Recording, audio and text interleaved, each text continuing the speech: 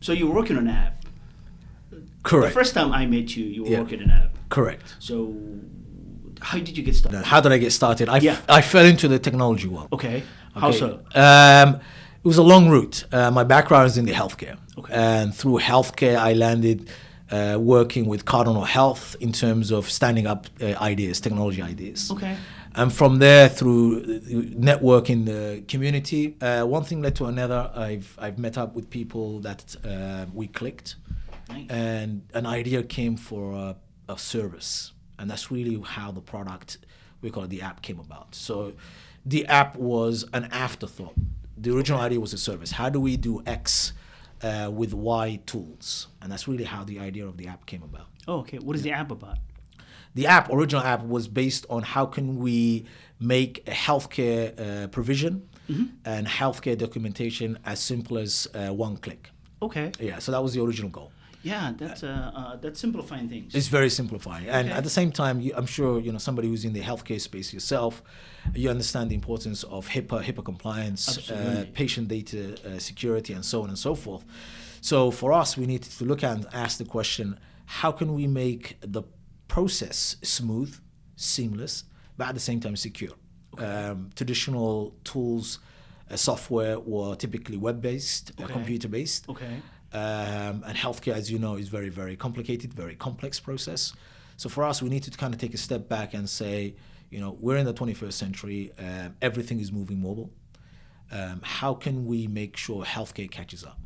And specifically, how can we ensure the process of giving healthcare, documenting health data, sensitive health data, how can that be captured on a mobile platform? Gotcha. And that's really the essence of the app. So we almost kind of had to work backwards and ask the question, okay, what data do we want to capture? What environment or what setting do we want to capture it? And then how do we translate that into a mobile platform? Okay. Yeah. And as far as what kind of feedback did you receive? So originally, when we went about doing this, we went through a very, very structured process. Typically in the technology community, in the startup community, if you're very fortunate, you'll go into a process, a very deliberate process. So the first thing we did was initially do what's called a customer validation, being able to get out the door. So let's say that you and I have now come up with an idea. We want to be able to transform, we call it X industry with Y service or Y solution. So part of the process, the initial process, is you and I and a few other people brainstorming the idea, trying to figure out, does this make sense? Is this a reasonable solution? Kind of sort of like a green light session. Kind of green light session. Okay. And then from there, you move on to the next stage, which is taking this to the community, taking it to your target audience, put it in front of them. Is this something that's suitable for you? Is this something that may be of interest to you? And critically, is this something you're willing to pay for? And that's going to give you, we call it, the honest feedback. Again, if you're new to the industry, first thing's going to happen is everybody, generally speaking, are courteous enough not to say, no, I don't want it. So you have to be very smart. That is the challenge. It's the human condition. Right. Human conditions, we have a hard time in saying not necessarily saying no, in letting people down. Gotcha. So that's really so you kind of have to read between the lines. Like having almost kind of shy of giving constructive feedback. Correct. We hide away. And it makes sense, from a social context. You don't want to be seen as a pariah, but generally speaking, people are not going to give you their honest opinion right off the bat unless they know you. So for us, we had to do multiple settings, multiple sit downs. Different members of our group would typically go out and repeat the same, we call it, questions. Okay. We want to see if we get the same feedback. So that way, we're ensuring that the feedback I got or the feedback the other individuals got is consistent, and that we are not being, I don't want to say misled because that's not the right term, but we're not getting what's called false positive. Gotcha. Okay, a signal that you think is positive, but in essence isn't correct. So what did that research lead you to? So the research, what we got to was a number of things. When we sat down with the stakeholders, the people who will be using the product and the platform, we got a mixed feedback. Which was actually expected, where I guess we had been drilled to think that if you get 100% positive feedback, there's a question mark. And if you get a 100% negative feedback, there's a question mark. That's right. So you have to be very careful. So the feedback we got was, yes, this is something that's going to make our life a lot easier, a lot simpler. However, we have this issue, or we have this regulation, or we have these challenges. How are you going to overcome? So, and that was really valuable for us, because what it did was, and this is a great thing, our customers were basically our internal engineers. Okay. They're the ones who were able to say, well, actually, I don't want that feature. I would prefer to have this feature. Okay. Because remember, when we began the initial brainstorming, we did it in a bubble. It was a group of individuals who thought the idea was good. So once you get out there into the community, once you get out there into the business world, and a lot of your misconception, rightly so, are going to come up as being incorrect. Right. So what it does for us, and what it should do in terms of the customer discovery phase, is it allows you to really be able to hone in the features that are going to be critical to the market, not necessarily features that are of interest to you. And that's really the takeaway we got from that phase. So now having this feedback and actually kind of sort of testing the water. Correct. Then what happened after that? Like how? So I'm going to give you the kind of the product roadmap. Okay. Because it was a product, but then it evolved into a business. Okay. And that involved different dynamics. Okay. So without confusing your audience, I'll try to stick to the product phase. Okay. Okay. So typically, once you do your initial what's called the customer validation, again, you get out the door, you're out there in the marketplace, and you really ask the questions. And again, this is where this is the most critical part, because what you're trying to avoid is building the wrong type of product for the market. So you have to have a thick skin. You have to be willing to let go of your own preconceptions. It's really critical. And you have to be able to listen. This is called an active listening. Again, this was totally new to me. Right. So for me, this was as much of a journey for me as it was a journey for the product development phase. So you kind of have to listen, and listen very, very closely. But more importantly, you have to be very, very discerning in terms of, okay, so client A is going to say, well, this feature is critical for my business. Client B is going to say, well, this feature is critical for my business, and so on and so forth. So you need to be able to capture all of that data set and ask the hard questions. Which features are critical for all clients, and which features are kind of like, what's in need and what's a want? Right. Does that make sense to you? Yeah, big time. So once you get that data, again, you have to, ideally what you want to do is you want to be able to test it a number of times. You want to make sure that the data you're getting back, the results you're getting back, isn't a false positive. From that phase, you move on to the next phase, which is equally critical. And we typically call that building out a minimal viable product, or an MVP. And the goal with that is, can you put together the minimum amount of features for your product that would allow a client to use, but use it in day-to-day activity, okay? And then can you build that with the resources you have at hand? So there's a couple of things that are happening right there. Okay. Absolutely. I was I'm sure you can the point the resource. I'm glad you mentioned that. Yeah. But what I really like is the way you're describing is that you are kind of sort of putting a roadmap of somebody that if they come about an idea, or if they come about something that, okay, hey, people will benefit from this. Correct. So you basically giving us the roadmap of testing the water, how to go by. Correct. Building per se. Right. But go ahead, continue. No, absolutely. I mean, and again, just a rule of thumb, what you really want to do is you want to do two things. You want to get to a product validation as quickly as possible. Okay, and product validation is a lingo, is a technical term, but it means that, is this product what the market wants? Okay, and you want to get there as quick as possible with the minimal amount of resources spent. Last thing you want to be doing is, building a product that nobody wants and it costs you $1 million to build. That you don't want to be in that kind of position. If you can help it. It's like the majority of the people that have a student loan, half of that student loan is spent finding what they want to study. Absolutely. And basically, this is, you brought up a good point, because you don't want to start off the wrong way of building a product and not knowing how you're going to get a response. First, what you're saying is test the water, put it out there with a little amount of resource, get a feedback, go through the second phase or the third phase, whatever that research is going to take you. Then if the feedback is what it needs to be, then double down. Exactly. Double down. Absolutely. Exactly. So I mean, again, it's a very fine line. Okay. It's going to be dependent on the market you're going to be entering. It's going to be dependent on the product you're building. But in essence, what you want to do is you want to build out a product that has the minimum features. Okay, features that are going to allow the customer to be able to use that product just as efficiently as what they're using right now. Because the misconception out there is the client doesn't have tools right now to solve. Of course, the clients have tools. Right. Otherwise, they would not be in business. So they have tools in place. Your challenge is going to be, can you put a product that can do the same level of work as what the client is currently using and build it in such a way that it's resource efficient. You're building it with as little waste as possible.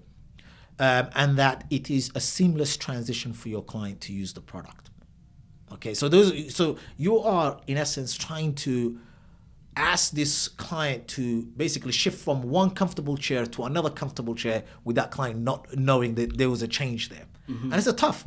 It's tough. It's tough. Keep in mind that the products out there were and are built by companies that are multi-billion-dollar companies. So you are in essence competing with them. Competition is very high. Exactly. So, but at the same time, you have a limited resource. Absolutely. So part of it is, and this is really where what we call in the industry a champion, a customer is going to be critical. A champion customer is a customer who really believes in the vision you're building. Okay. Because that type of client would give you a lot lot okay, but you have to be careful again. So this is because you don't want to. Delicate it's a delicate, absolutely, because they are in business, so you want to make sure that you don't impact their business at the same time. At the same time, you're in a very tight situation because you need to be given a certain amount of understanding because you are new to the market. You're trying to get things up and running. So. This is what I feel like your communication is the most critical part. Because if they second guess what you're doing, it's almost game over for you. Totally. You need to have your champion client right off the bat. Yeah. They need to be there. They need to have a vested interest in an emotional attachment, for want of a better word, to what you're doing, to the vision. Okay, because they will give you some time and feedback as quickly as possible. Okay, but here's the catch: you don't want to confuse that champion as being the real client. Yeah, that's an ideal. That's a unique situation. That champion, your other clients are going to be indifferent. Yeah. Okay, that's the brutal reality. Okay. No, absolutely right. So and if you understand that difference, you're off to a good start. Thank you very much. You're off to a good start. But again, I don't know. We've kind of we're on good track. But if you're new to business, if you're new to the technology world, if you're new to product development, for that matter, these are going to be steep learning curve. Absolutely. Okay. Absolutely. So, and I think. Generally speaking, this is really where you need to tread carefully, but more importantly, you need to make sure when you're undertaking this, if it's possible, to undertake it with a team that complement one another, that bring a different skill set to the table. Okay, generally speaking, I don't advise people going it alone. That doesn't mean you cannot do it. It's that the journey is going to be far more difficult, and what makes the journey bearable is when you have team members at play that you can lean on. Absolutely. Okay, because I think there's a classic Somali saying, "Farfol ma dhaqdo." That's right. Exactly. You're absolutely right. So very fair. Exactly. So it's and this is a very stressful industry. This is very, very, and I think a lot of people don't appreciate it. I'm sure as a businessman you can appreciate it. The hardest thing is getting something off the ground. Absolutely. The hardest thing is bringing something new to the marketplace.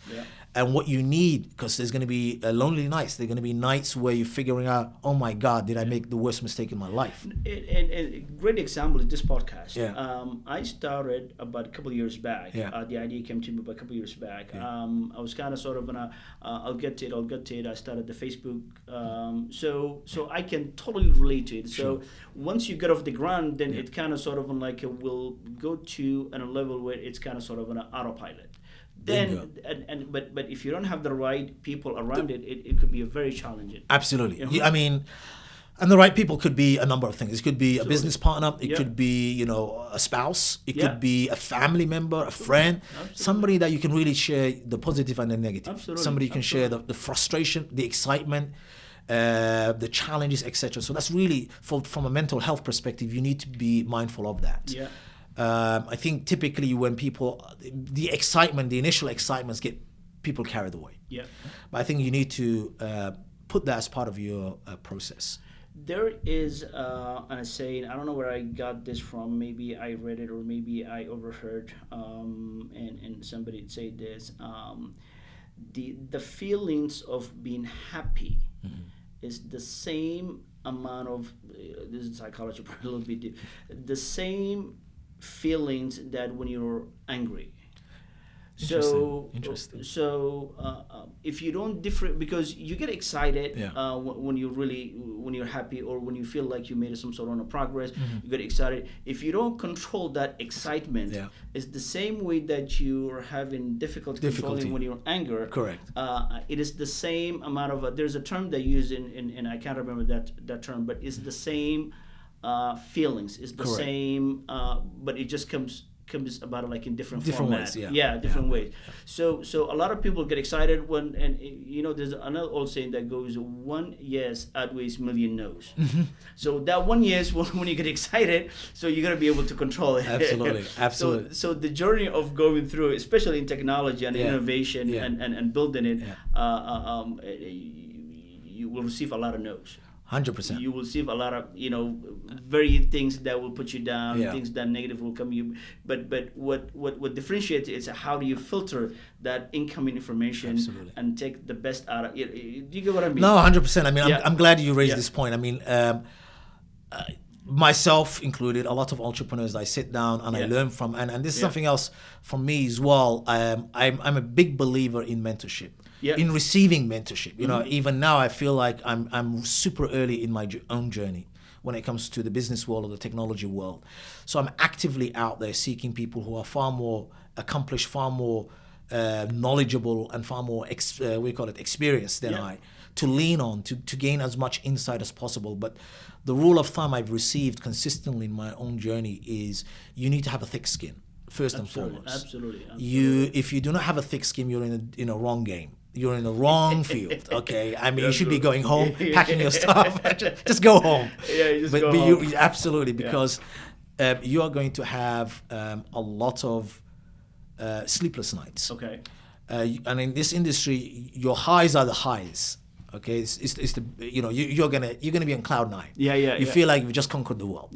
And your lows and the lows, you feel that today is the end of the world. Right. So you need to have the mental fortitude to be able to continue that journey. And as you said beautifully, you're going to get 100 no's before a one yes. Absolutely. But you need to have the same enthusiasm.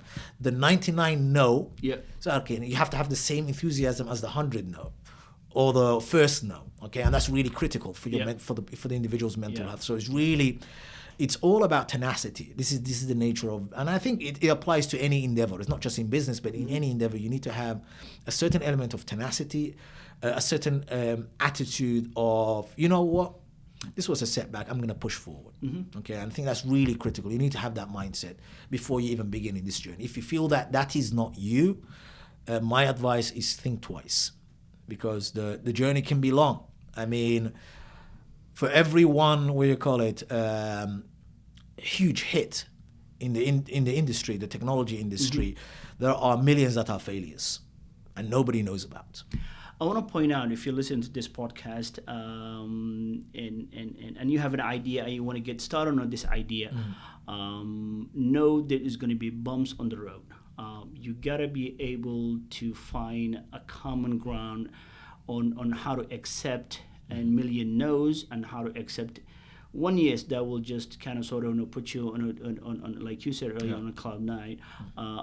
So your journey have taken you in different places. You get to meet different interesting people. Just talking to you, I get that sense of the feedback. And what kind of an advice would you add on what I just told, if there was somebody out there that was listening, that who has this app idea or some sort of an idea that they want to get started or feel like that they can innovate some way, somehow, what advice would you give them, knowing the kind of sort of an experience you had? Got it. Simple advice. Okay. Get involved. There's so many different meetups. There's so many different groups out there. Get involved. Find your niche. First and foremost, the first thing you should be thinking about doing is learning, listening and learning, okay? And finding a good mentor. That's really critical. I think a lot of people, and again, looking back at myself, I made these mistakes. Just take the time. Get to know people. Columbus is a great town. Columbus is a rapidly up and coming town. Absolutely. It has a thriving, we call a technology scene, but you need to be able to take that first step. You need to be proactive in engaging with the community and engaging with the individuals. You need to be courteous enough to recognize that these individuals are busy people. You need to be out there, and at the same time, it sounds very contrived, but I think it's important saying you need to be seen as a value add. You need to be adding value to the relationship. This is really critical. I think. I'm glad you mentioned that, because a lot of people don't look at it from that angle. Oh boy. And that's a big mistake. Huge mistake.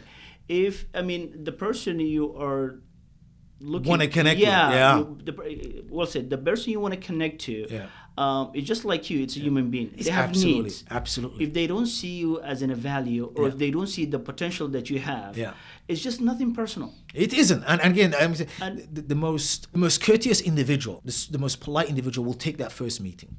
Okay?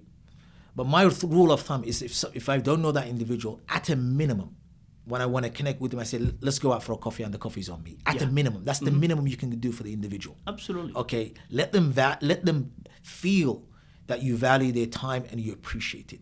If you can do one bigger, take them out for breakfast. Breakfast meetings are, for me, my favorites. If you can get up 7:30, it's my breakfast meeting times. Your mind is fresh. Absolutely, it's fresh. You take somebody out there. Absolutely. The person is gonna feel like, this is somebody I can get along with. Yeah. And people will open up for you. Yeah. But if I just say, hey, I want to meet up with you, can you meet me in this area? And that's a goodbye, I think that's a no-no. Yeah.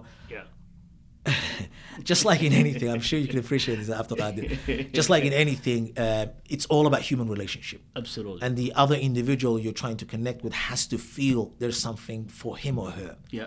If they don't feel that, you're going about it the wrong way. Yeah. Yeah. No, I agree, and that's an interesting advice, and one that will benefit you if you're out there looking for somebody to connect to. Like, there's a lot of meetups, there's a lot of ways that you can find, get involved, learn the bit about the industry before you actually leap in. Yeah, there is, and there was an old advice that I got. If you wanted to start a business in certain industry, first go work that industry, see how you like it. Correct. It's kind of sort of developing your passion. Then you will know whether that's something that will feel like a work to you, or whether that's something that won't feel like work to you, but it's still kind of sort of enjoyable. Your personal progress, where is that lead up to? So where everything stands now? Well, absolutely. So there's two, right? So that the health technology company I stepped away from. Okay. So right now my passion and desire is what we just talked about a few seconds ago. Okay.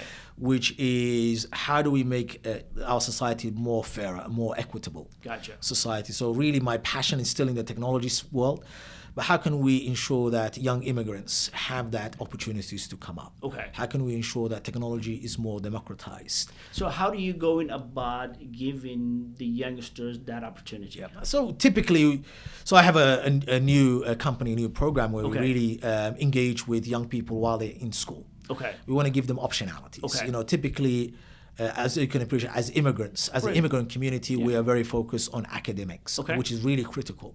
But we also open eyes beyond that. We say, listen, there is a totally different world that rides alongside academics. Have you thought about the technology world? Have you thought about gaining skills? Okay, in cybersecurity, in digital technologies. Okay, have you thought about, instead of worrying about student debt, have you thought about after high school, with skills training, going into a full-time job with a great pay, and maybe working, studying in the weekends or the evening. Okay. So by the time you finish, you have minimal debt, and guess what? You have a foot in the door. Actually, I don't want to say you have the whole body right across the door into a really good career. So what we're working on right now is changing perceptions. Really thinking about and asking the question: is a 4-year degree? And I'm a huge advocate. I'm a faculty member at a local college. I'm a huge advocate of education. But is the way we do education right now the most effective? There's a lot of talk about that specifically in college. Is it the right avenue to better life? Is it the right avenue to like higher education? Correct. If there's a specific education that you want to go to, like for example, like being a nurse, being a doctor, or being a lawyer. Correct. Those are specifics. Totally. Do you get? I think just being privy to what's happening in Central Ohio, not just Columbus, in Central Ohio, the opportunities that do exist, I'm always blown away by. You have really high paying jobs, 75K and above, okay, in the manufacturing industry. Honda Motors, there's so many, Central Ohio still has really high tech manufacturing jobs. But when companies reach out to me, when CEOs reach out to me, they can't find talent, especially young black and brown talent, because as a community we're not perceptive to that. We have a very, very narrow focus that a 4-year degree is going to be the path to the American dream. And again, it's as I said, for me, it's a developing thesis. Right. There's still a lot of controversy around, and I'm sure you can appreciate it as a business owner. There are vested interests in maintaining the system. But I'm approached. I'm asked these questions like, where are the talents? Where are the talents in the new immigrant communities, the Somali communities? Because there is a mismatch between the job opportunities out there and the talents that are coming through. But I'm sure, as you can appreciate it, as immigrant communities, as Somalis, rightly so, the focus is on healthcare and engineering. Right. Okay. And there's nothing wrong with that. But at the same time, is everybody cut out to go to a 4-year college? Probably not. You see what I'm saying to you? Where are our police officers? Where are our elective leaders? So there's a ton of avenues out there. I think what is needed is the right talent to be cultivated, the right pathways to be opened up, so that the younger generations that are born and raised, in America, in Central Ohio, in Columbus, feel that, hey, there are pathways for me. Because right now there are a lot of kids, and I'm sure you may have heard of, seen, that are now in penitentiary. Oh yeah. It's a growing. I call it. It's the denied crisis. It's a crisis that we don't acknowledge as a community. Okay. And again, there are multiple causes for that. But my personal belief is, if kids do not find or do not have an avenue to a future, to a better future, then they're going to take the easy way out.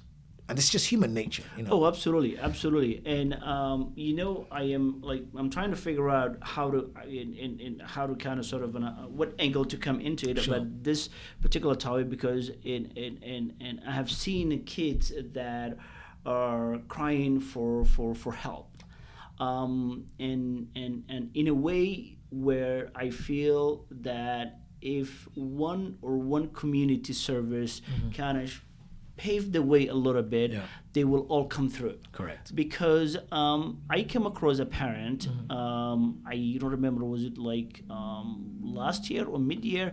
It was right about when the immigration stuff was getting hectic with Trump administration. And what it was there was people that were locked up and people that were doing a few years here and there that were totally in citizens, but they get sent back. Correct.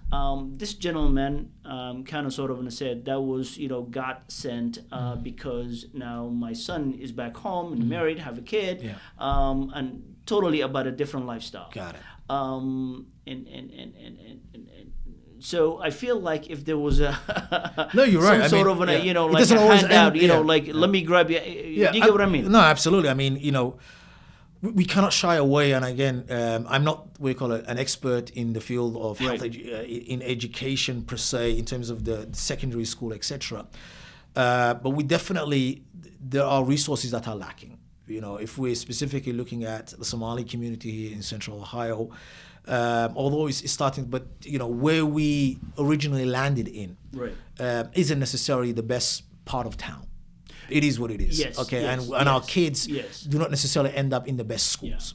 So they have multiple handicap before they even graduate from high school. Again, maybe that's a separate conversation. Right. But the net argument is that unlike back home where the society raised the child with you, you don't have the same liberty here.